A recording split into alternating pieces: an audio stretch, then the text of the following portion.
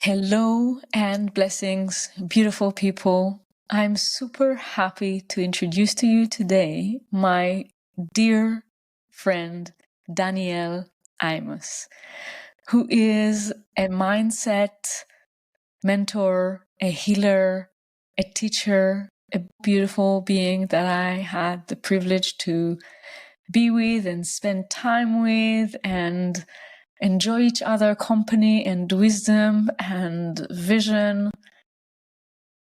Danielle, thank you so much for being with us today. Thank you. I'm honored to be here. I feel that although we didn't tune into that, can you share a little bit of your history up until now so the people who are new to your world will feel you? Absolutely. So, my background is actually in the corporate world. I had a job for many years in food tourism, and I studied, though, life sciences and body medicine. And after university, I found myself going more into food tourism, hospitality. And it all makes sense now and because of what I do. However, for many years I was on this track of climbing that corporate ladder, and there was a moment when I decided that I wanted to help people in a different way, and I wanted to take power of my own life and work for myself. So I became an entrepreneur through network marketing, and I assumed that I would do well. I assumed that I would go right to the top and I'd leave that corporate job and replace my income. And it didn't happen. In fact, I spent many years struggling with this idea that if I only worked harder, I would achieve success. So I was a hustler, many hours, and I was willing to do what it takes, sacrifice family, all the things that they said to do. And nothing changed. I read all the books, went to the courses, and as time went on, I continued to become more and more frustrated, thinking that something was actually wrong with me, that I just wasn't meant to be a leader. And that's when I was introduced to one of my mentors. His name's Bob Proctor. And I heard him speak about the mind, and he asked us to take responsibility for our results and to stop blaming things outside of us, because at that time I was blaming the fact that I didn't have support from my husband, that there weren't enough hours in the day, that I wasn't working hard enough, I thought. And when he asked me to take responsibility, it was like a punch in the gut.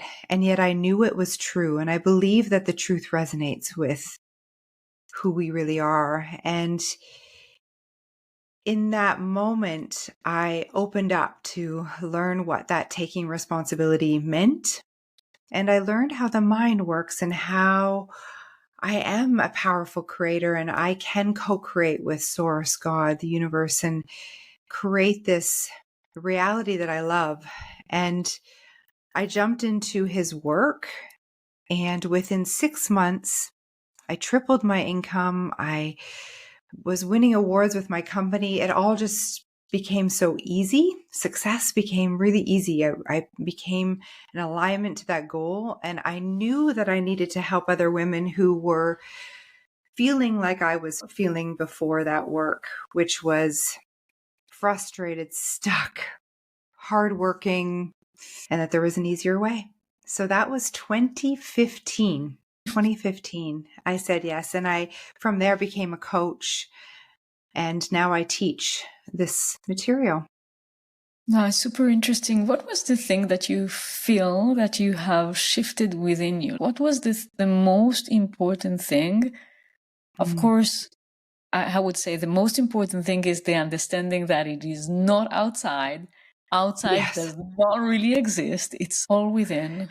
But then deeper within, what have you recognized?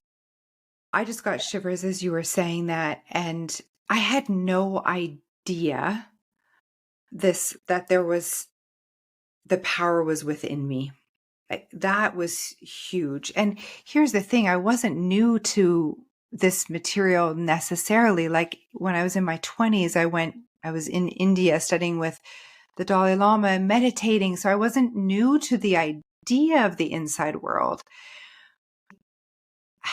I never considered that the outside world was a reflection of the inside, of my inside. I had no idea that I was in control. And as I changed my understanding and I gained awareness of who I truly am, what I truly am, that's when everything started to shift for me. I had a very limited understanding of that power. And so I remembered, I learned, I started experimenting with my mind and breath and healing and The on word and on. experiment.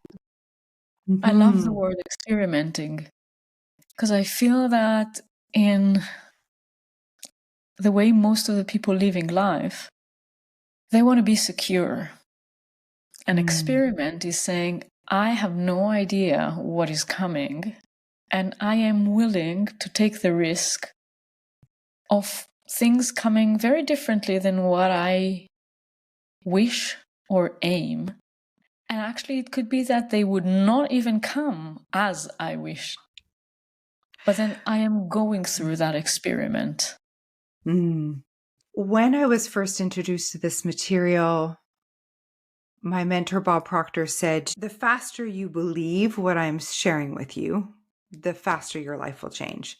However, it's best not to just believe because I said so. It's best to take the information, apply it to your own life, and notice what happens next. Experiment. So that was my word. I'm a scientist at heart. Like I love taking the knowledge and working with it and applying and actually being aware of what happens in my life. And so that's really what I did. And then what happened was that's how my life changed. There, I have a knowing now that no one can ever take away from me because of the application, because of the experiment. And for me, for the other side of experiment, when you are doing an experiment with the dynamic that you have with the universe, that you allow the universe to show up. You are not predicting the way life will continue. You do not try to control the way life will unfold. So the experiment is saying, I'm doing 1, 2, 3. Now let's see what you're doing. Yeah. Let's see what And is the return surrender like. to that. Yeah. And surrender to that. I can say what I desire, and I can acknowledge my desires. And for me, I know it's like this, what I think, or something better. Because Yes. ultimately, it's my inner beings desiring the things that I want. Let's say it's a material thing like a car or a new home or whatever. But ultimately, the purpose of that desire is for my growth, for the feeling, the growth that I'll have in the process of the getting. It's not about that getting. So when I'm working and experimenting with these ideas and processes, and I love the process. My mind works that way. So I love to, like you said, the 1, 2, 3 steps speak. But it's like I be my part, and I know that the universe matches in a way that's way bigger than what I can actually dream is possible. How do you guide people in that moment of believing? Because what your teacher told you was he said, believe in what I'm teaching, but actually he said, believe in that as make it your own, make it real, and then embody it. Really apply it for yourself. And sometimes when you play with the universe and you do, okay, I do 1, 2, 3, and the universe is giving you way more than you even could imagine. And for many people, I had it myself several times. There were also several times that I was like, just give it to me. I'm like, you can even give more. But there were times that the patterns of what we perceive ourselves to be are so anchored that you're just like, oh, the universe is saying, but this is for you, and you shut yourself down. This point of believing, this is the biggest breakthrough, right? It is, because you'll never, what you're attracting is based on who you're being most of the time. So the patterns, like you said, that way of showing up, that's really has to shift, doesn't it? In order, and that's the growth that we're talking about.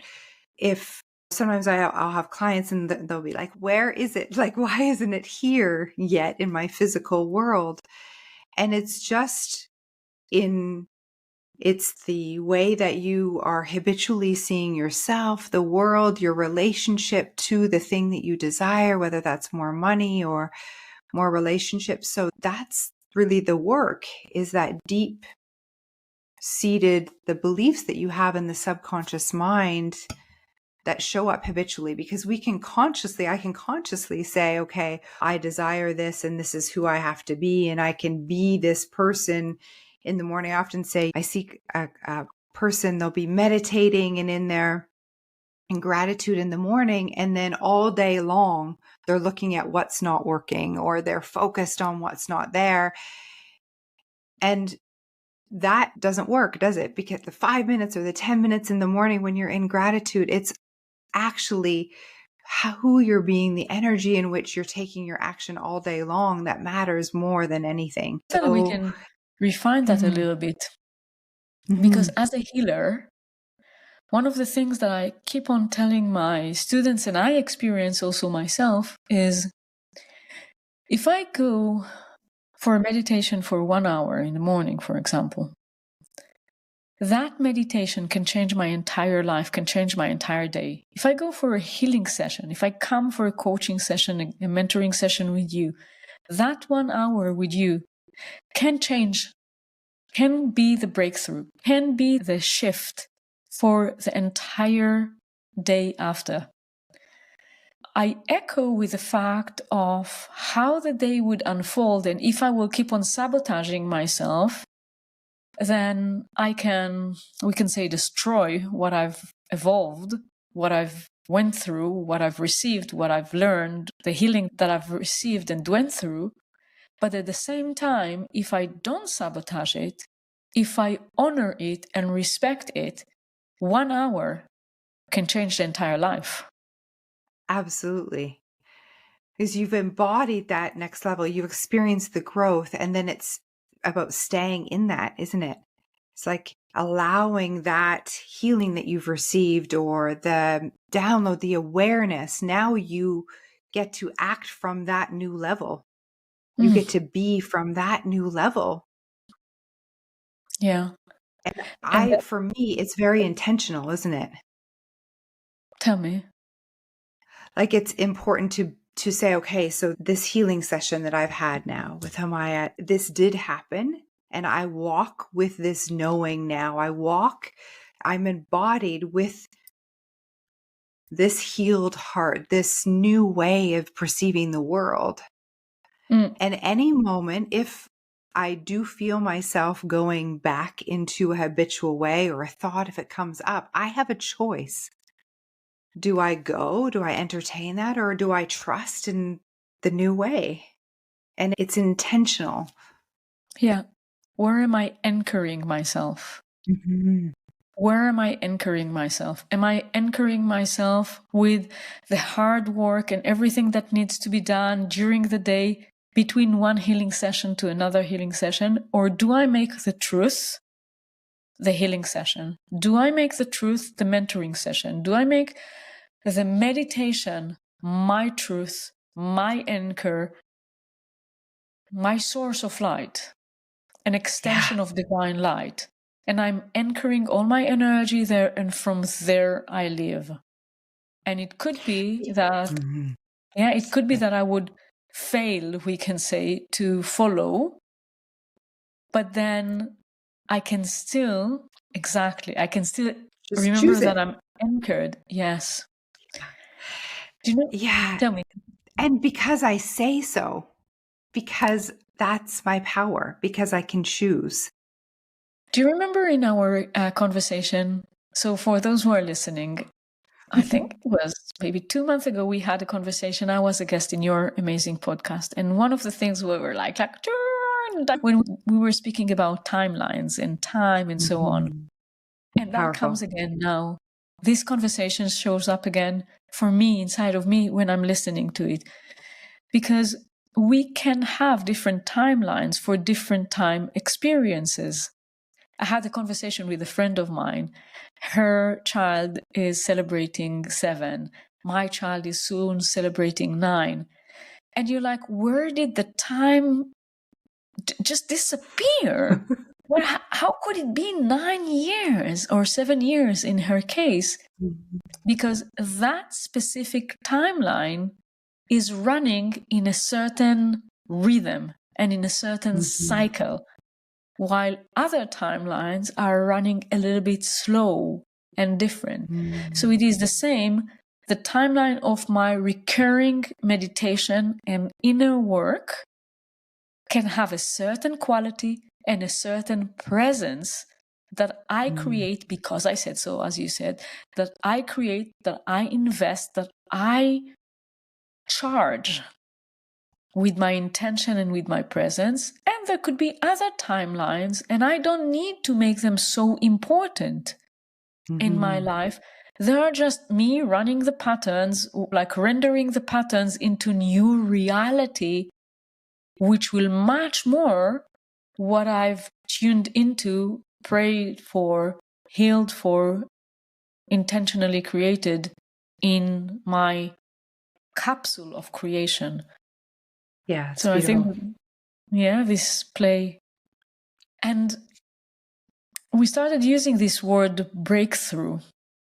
And I feel that when I'm hearing you many times, also I was reading one of your posts where you used this word and it resonated so strong. There was a breakthrough. You met your teacher. There was a moment. He said something. There were different breakthroughs in your evolution and in your self-awareness and inner journey. What would be your definition of a breakthrough? When a breakthrough is happening, how can we call upon a breakthrough and a shift? Yeah, so a breakthrough for me has been a moment of time, like you've pointed out, where everything shifts. Although when I look back,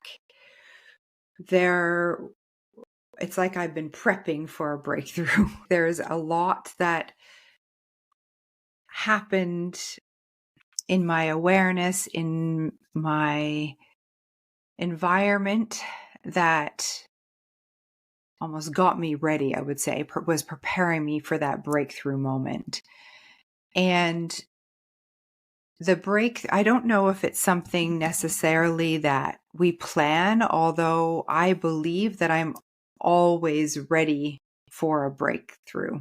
I believe that in this conversation, it could create that breakthrough for me. So I'm open as well to that, knowing that I have a commitment to my growth. And I would invite our listeners to. I would imagine that many, if you're listening, you are similar, where you are moving forward, that you're committed to growth, to your evolution. And in that, because of that, we're ready. Your stage, you're ready for a breakthrough. Now, for me, this past year, there were many moments of deep healing and learning, and many moments where I was faced with obstacles or personal opportunities, let's say, for me to learn more about who I am, use the tools that I've gained over the years. And so because of that happening over and over for me in a shorter period of time, I feel like I'm right there prepared for another breakthrough. And it's like drawing a line in the sand. It's like catapulting my awareness, catapulting my results, my outside world, like such a change that everything looks different than the way that it was before because of this.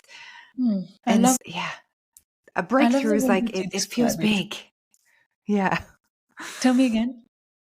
The breakthrough, it feels like it's like I've broken through, like I've this next level. And I know nothing is big or small. Like it just feels significant though. It feels like really nothing's the same.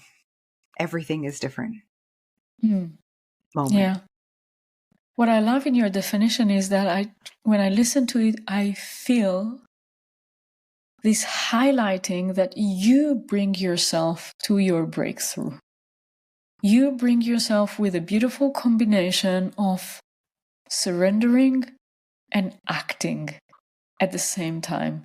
Surrendering to the unknown, acting for the unknown, and at the same time also let's add the third layer, which is, and those line in the sand, those are things that cannot continue from here on.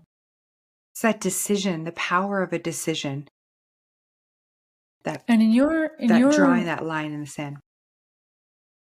Yes, and in your vision, is a breakdown essential for a breakthrough? That's a great question. I don't believe it is. And I think that we can decide from where we are and at any point that you are poised for a breakthrough, or that that quantum leap. I have recognized in my own awareness, my own personal experience, that I've held that belief for a long time, that a breakdown was necessary to create a breakthrough. And it's almost like when I'm in the situation, I watch myself. I'm aware that I'm like, wow, this is really challenging. On the other side must be really good. Breakthrough. So this past year, a lot of my own personal work has been in letting go of that Phoenix Rising story. Do you know what I feel about that? That the breakdown is a call of attention that we as human got used to. It is, as someone who you were sharing also, you've done so many meditations in your life, as someone who's doing meditation, you know that focusing on nothing, focusing on a blank canvas, focusing on possibility, on emptiness, on white is super challenging. And it is way more easy to focus on the black letters that write the story. So the breakdown is almost like there is a tendency in the universe passing through you now that asks clarity, space, and openness. And the easiest way that the system is able to do that is focus on negativity and of what is not working. Minimizing the presence in order to create place for vastness and then showing up for it. What if we invite ourselves to have a whole different experience with the unknown? I don't need to disbelieve in you. I don't need to limit myself. I don't need to break what is not working. I also can complete it with gratitude and stay in the emptiness for this gift that wished to come from the universe forth. It's huge. It's huge. It's part of it is taking that responsibility back. Because what I noticed as I was listening to you is I've known that there were things in my past that needed to be completed with gratitude, like you said. Like I was ready. Intuitively, I knew. And yet it was like I had the attitude of like riding it out. If it's not broken, don't change, even though, So I just continued until I had the breakdown and had no choice but to go that way. So strong. I echo with the word responsibility. I have a full body shivery. It's really being responsible, in tune, connected to who you are, what you are, your soul contract, your belief that in divinity, your belief in good, that you came here for the best.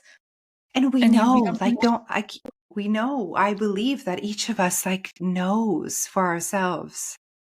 So many of those breakdowns that I experienced last year, if I'm really honest, the year prior, I knew that they were ready to be complete. I didn't complete in gratitude. Some, yes. Yeah.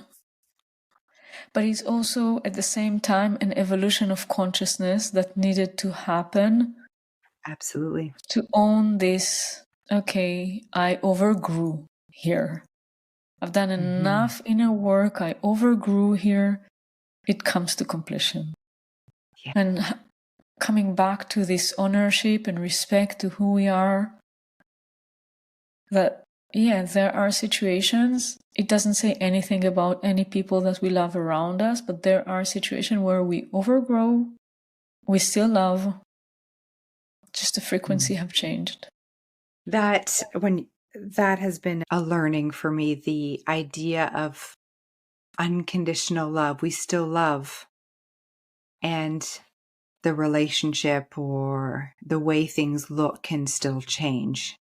It doesn't mean that I'm not unconditional loving. On the contrary, it even more means that there's an unconditional love. We don't need to do something together for me to feel you and for you to feel me. And that really needs a lot of responsibility and a lot of presence and a lot of connection with divinity, with the universe, the way, whomever want to call it. My God, so beautiful. Oh, Danielle, this conversation we're just starting, right? As always. Yes, it's a beautiful conversation. I'm so grateful to have it. I feel that it feels to me like we created a certain layout. We mapped something in this conversation for people to feel, for us, for you and me to feel. I don't know when the conversation will be published, but we are now recording it in the beginning of 24. And I feel that this is an important conversation as we are setting energies for the year, for the next project, for your own inner year. Maybe for one of the listeners, today it's their birthday or it's coming. So having different attitude towards initiating change. Change, yeah. And that word sometimes can scare people, the change, but it's beautiful and necessary, and part of what it means to be human is to constantly to be open to that change and know that it's growth. Yeah. And I that love we're you fully so supported. That we're fully supported. And I feel that with you in your presence. So thank you for who you are. I love you so much. I really appreciate you, admire you. It's always such a blessing to be in your presence. Your beauty, your wisdom, your commitment. It's just beautiful. Thank you for sharing this time with us. Thank you. Thank you. And for your ability to really see and hear truth. In your presence, I feel so grounded and heard and seen and felt and connected. So thank you. Thank you. Wow. Thank you for being you. Thank you so much.